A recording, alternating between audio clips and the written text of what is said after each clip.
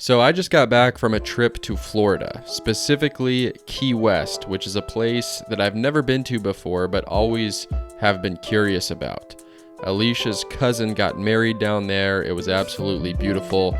A very fun little town, a very quirky little town as well. I wasn't sure if I was originally going to make a video about this trip because we were kind of busy throughout the week and I was spending the whole week with Alicia and her family and I didn't want to branch off too much and do my own thing, but I did bring my video gear and I brought my Mamiya 7ii with a bunch of rolls of Kodak Gold 200 and I was able to shoot a little bit throughout the time we were in Key West. And when I got the scans back from the lab, I was actually pleasantly surprised with a few of the photos. So I thought, what the hell, I'll throw a little video together, share some of those photos, and talk a little bit about my experience in one of the wildest and wackiest parts of the country, the Florida Keys. Now, I'm not going to talk too in depth about the Florida Keys in this video because truthfully, I feel as though it deserves a full-blown, dedicated mini documentary, mini landscape profile, essentially. There's so many interesting stories that I'm sure have come out of the Florida Keys. I would love to take more time down there and really dive into the culture, talk to some of the people down there, because when we started driving down, I was just immediately feeling that rich and interesting history and character that belongs to that place. There's so many relics that line US Route 1, and I was just looking out the window realizing that I could spend 3-4 days just driving up and down this highway photographing all of the funny buildings and some of the people that you see along the way. There's a lot of little restaurant compound turnouts, very strange fever dream type places that are right next to the water, some tourist attractions and just general stuff that I haven't ever seen before. But I could tell that was kind of the stuff that makes Florida what it is. Anyway, the camera of choice, of course, was the Mamiya 7ii. 43 and 65mm lenses, and some of these photos I think turned out really, really fun. The lighting was really nice down there the majority of the time. That Florida sunshine, dang, it looks good, especially when you pair it with Kodak Gold 200. And luckily this area of the United States is known for that beautiful turquoise water, so I was definitely capturing that in a lot of these photos.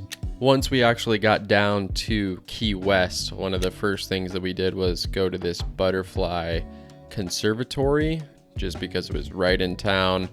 Seemed like a fun little tourist attraction to go and check out, and it was actually very, very cool. Surprisingly, I did not expect it to be as cool as it was. There were so many damn butterflies in this conservatory. I mean, yeah, you'd almost have to watch your steps just to make sure you weren't stepping on any, but they were all over the place, and so I wasn't really expecting to shoot a lot of photos in the conservatory, but I ended up shooting about a full roll in there and just trying to get maybe 1, maybe 2 photos that turned out semi-okay. It was very difficult to capture solid photos on the Mamiya 7ii. This is not the kind of scenario for a medium format film camera, that's for sure.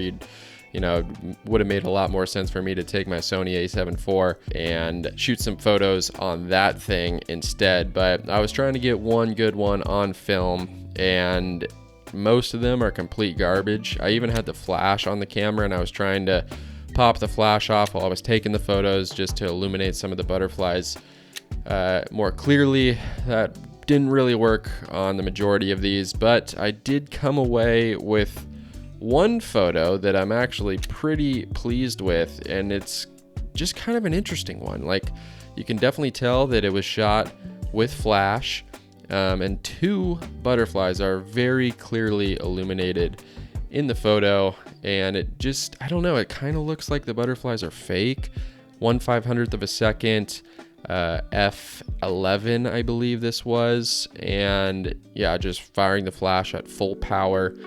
It is a little teeny bit underexposed in the shadows, which I just kind of crushed down in post, and I ended up with this really interesting look that I don't feel like a lot of my photos kind of come away with, but yeah, it's, I don't know if painting-esque is kind of the right way to describe this photo, but just the way that the colors of the plants around the butterflies rendered and how the butterflies are completely frozen. There's really no motion blur around them at all. That, I think it just kind of turned out in a unique way. So I'm actually really happy with this photo. And then another photo that I thought was going to turn out really cool, but didn't, was this one of Alicia's brother.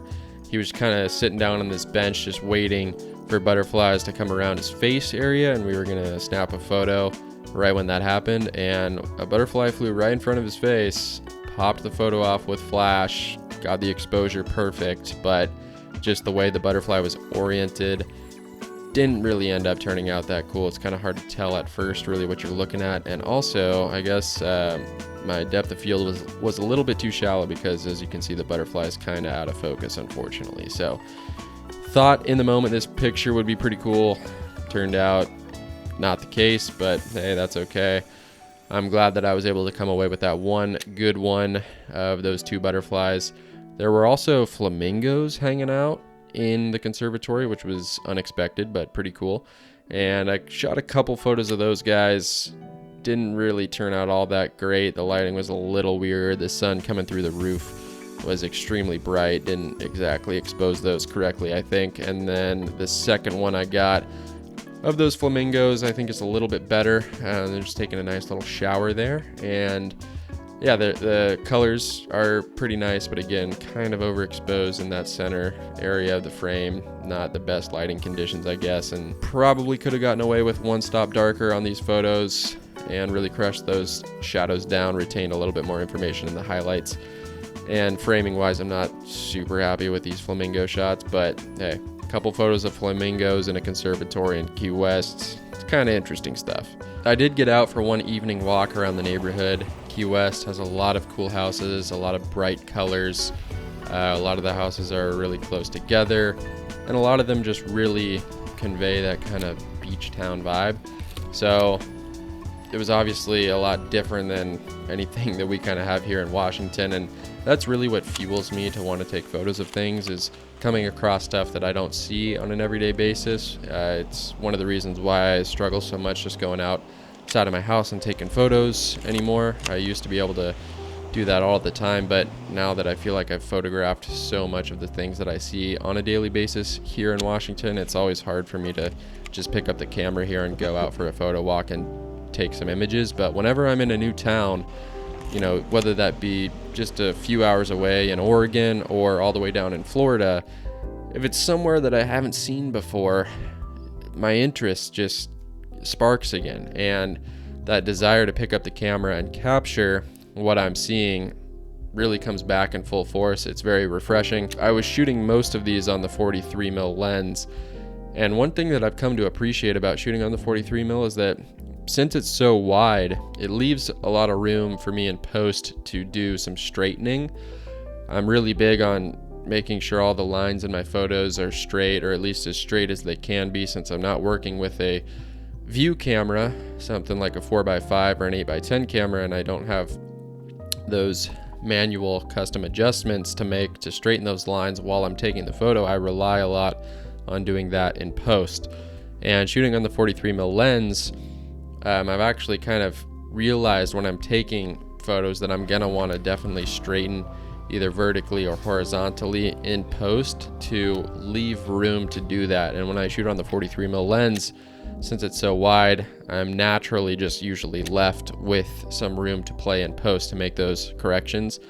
And so when I go into Lightroom and make those straightening adjustments, it crops in a good amount of the photo, and then what I'm left with is kind of the photo that I envisioned in the first place. On our second to last day in Key West, I went out with Alicia's brother, her dad, and cousin on a beautiful sunny morning for a guided fishing tour, and we just got this incredible sunrise. It was nice to be up early for once. For some reason the entire trip I just couldn't shake the 3-hour time zone change, so I was getting up at like 10 a.m. every day, but it was nice to get up nice and early, catch the sunrise, and as soon as it got bright enough, I got the Mamiya 7 out and shot some photos. I was looking out at the horizon and I was just taking in this beautiful color palette. was kind of right before the sun had fully come up. It was just approaching the horizon, and I was just getting these beautiful turquoise blue colors in both the water and the sky. And I shot a few frames off kind of at that moment, just hoping that the film would do a good job of retaining some of those colors that I was seeing with my own eyes. And while the majority of the photos I don't think quite get there, there was one that I got that I think did a pretty good job, and that's this one right here. This actually is such a simple photo, but I really think it captures a lot of the essence of this area of the United States, just with the color palette alone and the real soft clouds off in the distance. This is as close of a representation as what I was seeing with my own two eyes, I think, if I can recall correctly. But yeah, this is just, there's nothing really special about this photo except for the color palette. I think it's just really simple, really pleasing to the eye. It's actually a photo I could see myself doing a print of, even though, again, it's nothing crazy. I am a fan of these kind of simpler photos from time to time. We were mostly fishing for tarpon, and unfortunately none of us had any luck except Dan, Alicia's dad, got 2 bites and fought them both for a pretty good amount of time. Unfortunately, both the lines broke off, but it was super cool to just watch the tarpon out there. There was just hundreds and hundreds of them. It was quite a different experience than pretty much all of the fishing I had done up to that point. Up here in Washington, I'm usually fishing lakes or, creeks or rivers or whatever, and just fishing for small bass and trout. And so to be out in open water like this and, fishing for fish that were up to 100 pounds, maybe even more, it was pretty cool. It was a sweet experience, and definitely something that I could see myself doing more of in the future, and definitely photographing more of. I think it's such a unique and interesting sport that it attracts a lot of characters, and I could definitely see myself doing some sort of project involving the fishing world at some point in my lifetime. But yeah, got skunked. What are you going to do about it? If you caught a fish every time you go out there, it wouldn't be nearly as satisfying when you finally do get one. That's what I've learned in my extensive fishing career.